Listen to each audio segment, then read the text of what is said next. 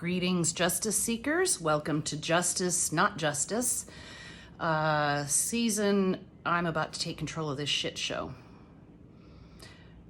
So just to back up real quickly to the whole purpose of this channel, it's about miscarriages of justice for regular everyday people.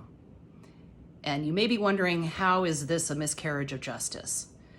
So if it's not obvious to you where we're going yet, and it continues to take turns that you're just never gonna really be able to comprehend, it couldn't be scripted better type of thing. So I'm just gonna give you kind of the end result. Give you a little foreshadowing just so you can kind of, keep it in mind as you're experiencing what you're experiencing.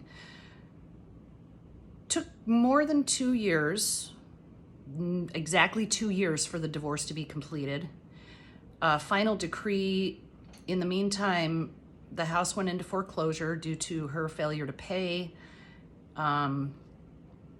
Jeremiah had to file bankruptcy to try and save the house. He was given all marital debt, and believe me, they had a lot.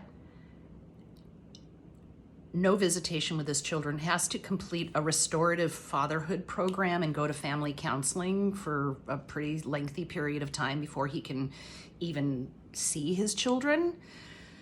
Again, this is the guy who, was painting his daughter's fingernails. How did they get from that to that? It is a miscarriage of justice. It's a gross miscarriage of justice by people who were doing things intentionally and maybe a little bit less intentionally because of their own prejudices, couldn't help but result in a gross miscarriage of justice. All right, so we just finished with part one of the fight that's happening on January 30th of 2018, where Jamie starts to, insinuate that some shit's about to go down with you and your girl. About to start making some accusations, and I'm in control of this shit show, is what she said. All right, so here's the second part of that. Again, all of this in front of the children.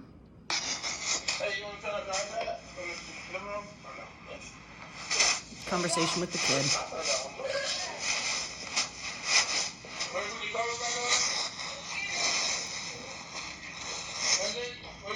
Real quick, so apparently Jamie's getting ready to take the kids to cheer. I don't know.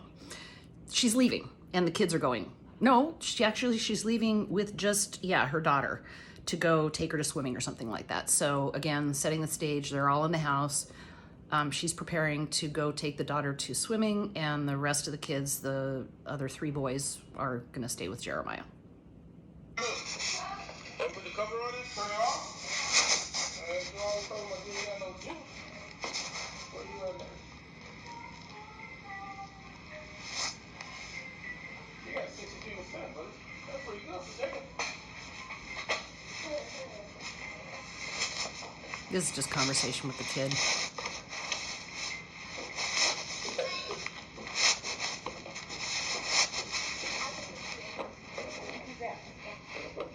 Oh, hello? Hi. Okay. Let me call you back in a minute. Me and Felicia are just getting in the car. Bye. What? I said to push out. Ready? Yeah, Mommy. I'm taking my paperwork out of the house. I'm not taking any pictures. Let's go get a second purse.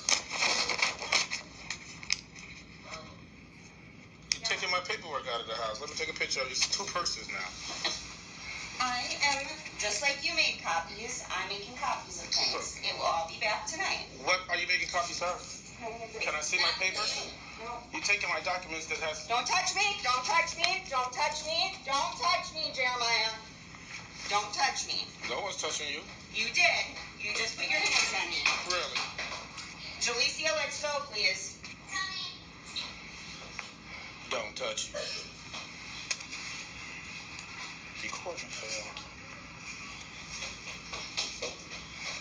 Really? Just went upstairs and took the doctor.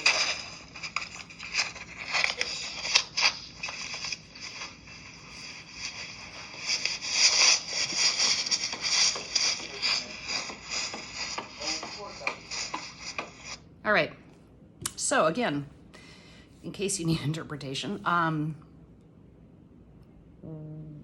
clearly she was, if she was being assaulted, don't touch me, or he was grabbing her, I feel like if it had been me, I would have been a lot more agitated. Not, don't touch me, don't, like that doesn't sound like somebody who's being aggressed upon. So there's that, not to mention the fact that he says that I'm not touching you. But remember, again, that earlier on in this conversation, she says that she's about to start making accusations. So she's not really taking her time on it. She's starting to lay the foundations of Jeremiah being abusive. And again, all in front of the kids. And why does she need witnesses, right? So that happened, and then immediately thereafter, she calls the police.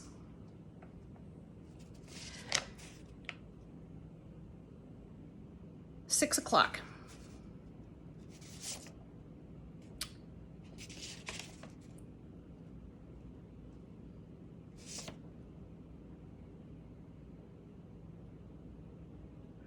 And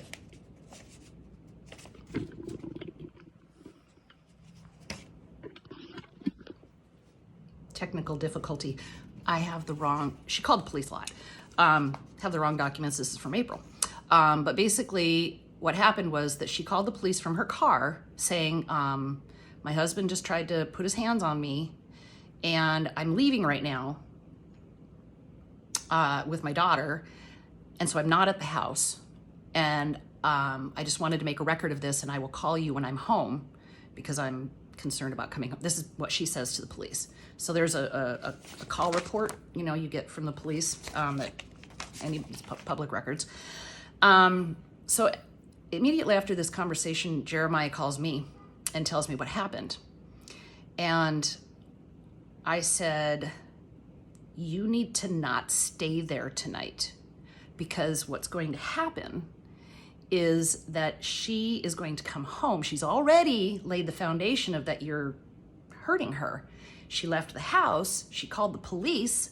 We didn't know she had called the police at this point, but she had, so clearly she's got a plan. She's gonna come back tonight and continue with this. And it's gonna get ugly. Whether or not you do anything, she's gonna do something, and she might aggress you, but she's definitely gonna make accusations and call the police that this has happened, and it's gonna be an ugly night, so don't be there. And he agreed. So what we decided he should do is, the three older kids were there, 14, 15, the oldest 12, and then, you know, they were old enough to hang out at home by themselves for a couple hours. So he gets them all situated and says, I'm going out and I'm not going to be home. So your mom will be home in whatever period of time. And he left a note to her basically saying the same thing. I'm not going to be home tonight. I'll pick the kids up in the morning. Pretty short and sweet. Come to find out, and then if he goes to a motel to stay the night. Avoided that, because we already knew, you know, what you're working with here. I lost my train of thought. Oh, come to find out that in fact she did call the police when she returned and said the same thing. You know, my husband did this thing and he's not home right now and I don't know where he is. So no need to come out. But again, there's a record of that. So now we're at the end of January 30th of 2018. Jeremiah is safe. Jeremiah is safe from her at a motel to avoid being set up. Feel me? All right, tune in for the next one.